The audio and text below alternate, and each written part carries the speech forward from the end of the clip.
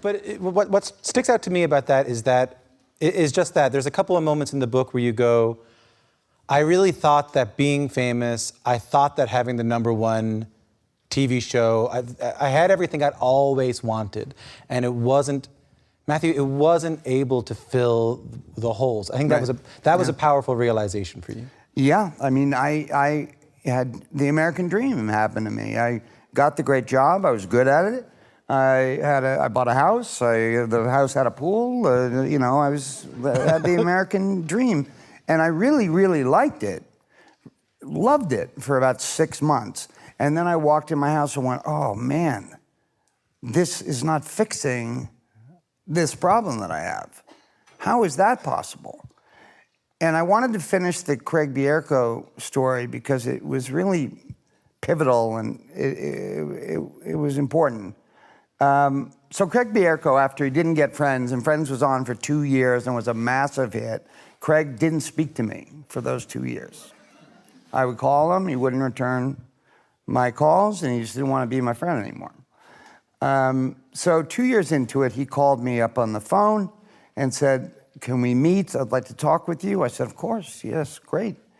So he came over to my apartment and he said, "I'm sorry that I have not called you in 2 years. I could not handle that you got rich and famous on a show that I turned down. We were both good enough to get that role." And I said, "Of course we were. But let me tell you something, pal. It doesn't do what we all thought it would do." And we were 24 years old having that conversation.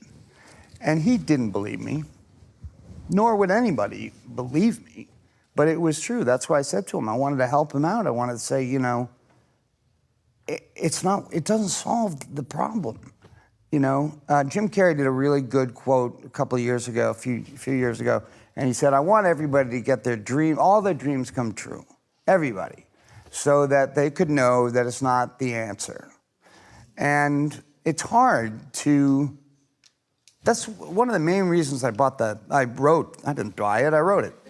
I bought it. You bought it. I bought it, yeah. You know, one of the main reasons I wrote the book was I wanted people to, you know, understand that. And not many books have come from the side of the addict and, you know, told the story from that side before. Certainly not somebody who's been on one of their favorite shows or whatever. And, you know, that message is very powerful because I thought it would fix everything, and, you know, it didn't.